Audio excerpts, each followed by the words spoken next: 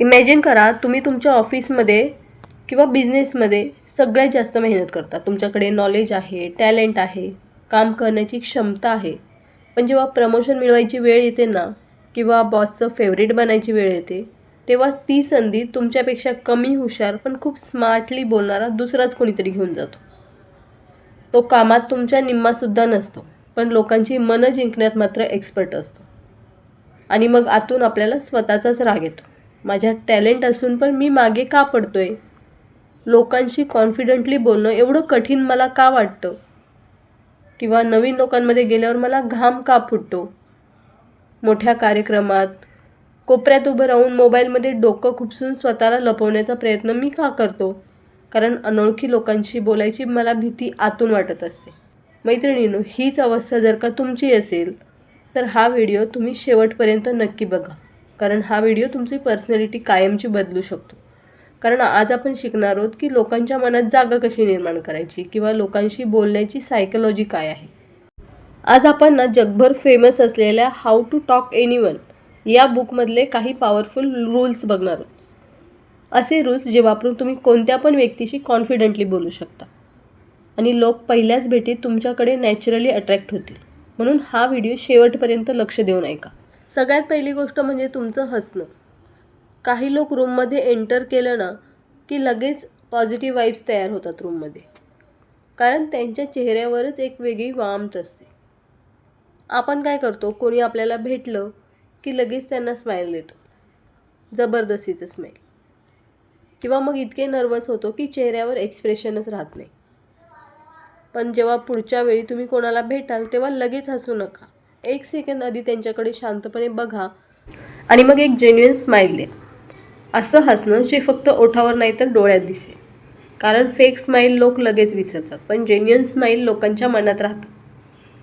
तुम्ही कधी नोटीस केलं आहे का, काही लोक सुंदर नसतात पण त्यांच्याकडे एक वेगळी पॉझिटिव्हिटी असते आणि लोकांना त्यांच्याशी बोलावंसं वाटतं. त्याचं कारण म्हणजे त्यांची एनर्जी. आता दुसरी गोष्ट म्हणजे आय कॉन्टॅक्ट. बऱ्याच जणांना लोकांच्या डोळ्यात डोळे घालून बोलणं कठीण वाटतं, विशेषतः नातेवाईकांमध्ये किंवा नवीन लोकांमध्ये. आपण जर बोलताना खाली नजर ठेवली किंवा इकडे तिकडे बघत राहिलो तर नकळत स्वतःला वीक दाखवत असतो. पण कॉन्फिडंट लोकांची एक सवय असते, ते बोलताना समोरच्याचं बोलणं पूर्ण लक्ष देऊन ऐकतात. त्यांची नजर स्थिर असते आणि याचा अर्थ स्थिर असते म्हणजे स्ट्रेट नाही, पण समोरच्याला फील झालं पाहिजे की तुम्ही त्यांचं बोलणं ऐकताय. जेव्हा तुम्ही त्यांचं बोलणं मनापासून ऐकता तेव्हा लोक आपोआप तुमच्याकडे अट्रॅक्ट होतात. कारण आजकाल सगळ्यांना त्यांचं बोलणं सांगायचं असतं, बोलायचं असतं, पण ऐकून घेणारं कोणीच नसतं.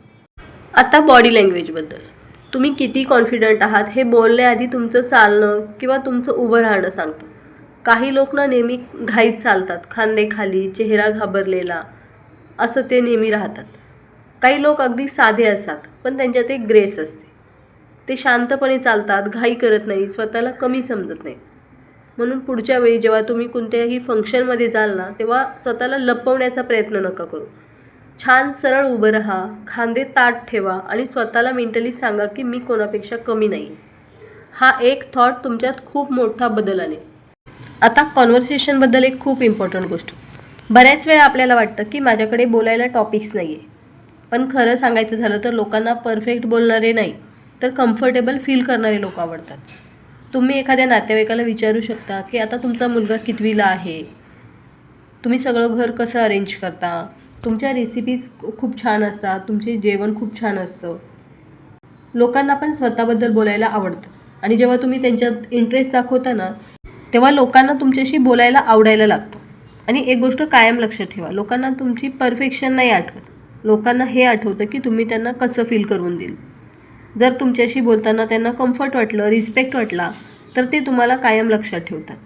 म्हणून स्वतःला सतत जज करणं बंद करा. मी कशी दिसते, मी योग्य बोलते का, लोक काय विचार करत असतील, हे ओव्हरथिंकिंग कॉन्फिडन्स संपवून टाकतात.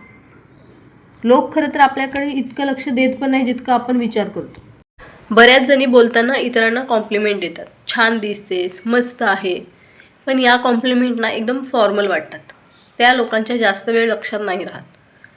जेव्हा तुम्ही जेन्युइनली एखाद्याला कॉम्प्लिमेंट देता ना तेव्हा ती कॉम्प्लिमेंट त्यांच्या मनात कायम राहते. म्हणजे उदाहरणार्थ, तू सगळ्यांशी इतके शांतपणे बोलतेस, किंवा तुझ्यातली ही गोष्ट मला खूप आवडते, तुझ्यातला कॉन्फिडन्स मला खूप आवडतो. अशा कॉम्प्लिमेंट्स लोकांना ना स्पेशल फील करतात. आणि अजून एक खूप इम्पॉर्टंट गोष्ट म्हणजे स्वतःला सतत कमी समजणं बंद करा. बऱ्याच जणी नातेवाईकांमध्ये गेल्यावर स्वतःची तुलना सुरू करतात. ती किती स्मार्ट दिसते किंवा ती किती कॉन्फिडंटली बोलते, माझ्यात तसं काही नाही आहे.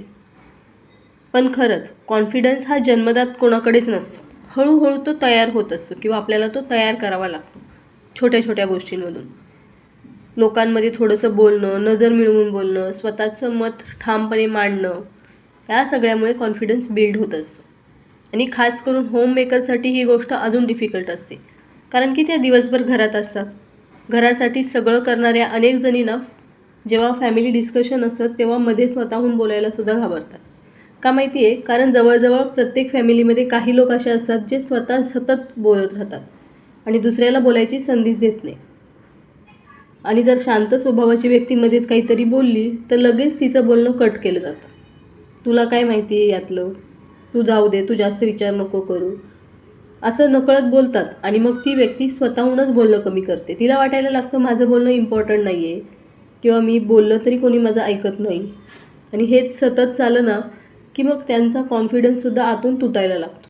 आणि मग असे लोक फॅमिली फंक्शनमध्ये किंवा डिस्कशनमध्ये फक्त शांत बसून ऐकत राहतात. त्यांच्या मनात थॉट्स खूप असतात पण त्यांना ती व्यक्त करायचे नसतात, कारण त्यांना आधीच वाटत असतं की कोणीतरी आपल्याला मजाक बनवेल किंवा कोणी आपल्याला सिरियसली घेणार नाही.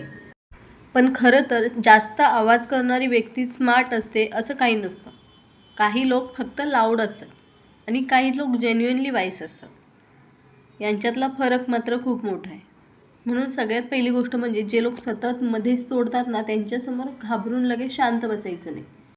त्याऐवजी एक स्माईल ठेवून फक्त एवढंच म्हणा, माझं बोलणं आधी कंप्लीट होऊ दे, मला एक गोष्ट सांगायची आहे किंवा मला एक पॉईंट सांगायचा आहे. हे सेंटेन्स खूप सिम्पल आहेत पण त्यातून समोरच्याला कळतं की तुम्हाला पण काहीतरी बोलायचं आहे, तुम्ही इग्नोर होऊ देणार नाही स्वतःला.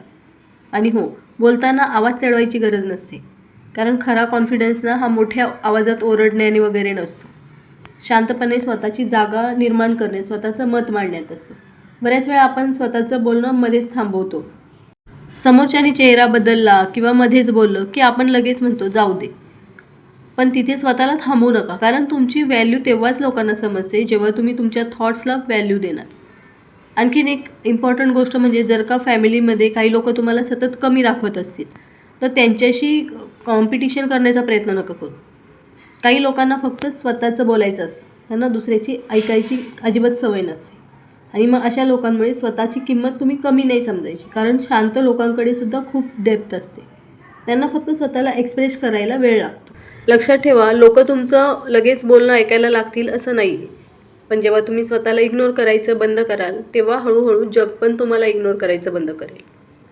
सुरुवातीला थोडंसं ऑकवर्ड वाटेल, कदाचित तुम्ही नर्वस व्हाल, चुकून काहीतरी वेगळं बोलाल, पण ते नॉर्मल आहे. आणि इथे एक गोष्ट समजून घेण्याची गरज आहे की कॉन्फिडन्स फक्त बाहेरून स्ट्रॉंग दिसण्यातून येत नाही, तो आतून बिल्ड करावा लागतो. त्याच्यासाठी स्वतःवर काम करायला लागतो. जेव्हा तुम्ही स्वतःसाठी वेळ काढायला सुरुवात करता, चांगल्या हॅबिट्स लावता, बुक रीडिंग सुरू करता, नवीन गोष्टी शिकता, तेव्हा हळूहळू तुमचं नॉलेज वाढायला लागतं. आणि नॉलेज वाढलं की आपोआप कॉन्फिडन्ससुद्धा वाढतो. मग तुम्ही फक्त बोलायचं म्हणून बोलत नाही तर समजून उमजून बोलत असता. बऱ्याच वेळा आपल्याला लोकांमध्ये बोलायची भीती यासाठी पण वाटते, कारण की आपल्याला काही माहितीच नसतं. आपल्याला कॉन्व्हर्सेशनमध्ये व्हॅल्यू ॲड करण्यासारखं काहीच येत नसतं. त्या फिलिंगमधून सुद्धा आपला कॉन्फिडन्स कमी होत असतो. पण जर का तुम्ही स्वतःवर काम केलं तर तुम्ही आहे ना स्ट्रॉंगपणे तुमचे थॉट्स मांडू शकता, कारण तुम्हाला आतून माहिती असतं की मी जे बोलते त्याला व्हॅल्यू आहे. मैत्रिणींनो, लक्षात ठेवा, तुम्ही फक्त घर सांभाळणारी व्यक्ती नाही आहे. तुमच्यात एक वेगळी पर्सनॅलिटी आहे, तुमच्यात एक वेगळी एनर्जी आहे आणि जी लोकांना फील होते. आतापर्यंत तुम्ही स्वतःला कमी समजत आलात, पण आजपासून ते बदलायला सुरुवात करा. लोकांमध्ये बोलायला सुरुवात करा, स्वतःची मतं मांडायला सुरुवात करा. कारण जेव्हा तुम्ही स्वतःला इम्पॉर्टन्स द्यायला लागाल ना तेव्हा जग तुम्हाला इम्पॉर्टन्स द्यायला लागेल. कॉन्फिडन्स म्हणजे मोठ्या मोठ्याने बोलणं नाही आहे. कॉन्फिडन्स म्हणजे ना शांतपणे स्वतःला कमी न समजता लोकांसमोर उभं राहता येणं. आता मला कॉमेंट्समध्ये हे नक्की सांगा की तुम्हाला लोकांमध्ये बोलताना सर्वात जास्त कोणती गोष्ट डिफिकल्ट वाटते. आणि जर का या व्हिडिओने तुम्हाला थोडा जरी कॉन्फिडन्स दिला असेल तर व्हिडिओला लाईक नक्की करा. आणि हा व्हिडिओ प्रत्येक त्या व्यक्तीसोबत शेअर करा जी आतून खूप चांगली आहे पण कॉन्फिडन्स नसल्यामुळे स्वतःला मागे ठेवते. आणि अशाच प्रॅक्टिकल, रिलेटेबल आणि पर्सनॅलिटी इम्प्रूव्ह करणाऱ्या व्हिडिओजसाठी चॅनलला सबस्क्राईब करायला विसरू नका. पुन्हा भेटूया नवीन एखाद्या पॉझिटिव्ह विचारासोबत. तोपर्यंत स्वतःला कमी समजणं बंद करा आणि स्वतःवर कॉन्फिडन्स ठेवायला सुरुवात करा. बाय.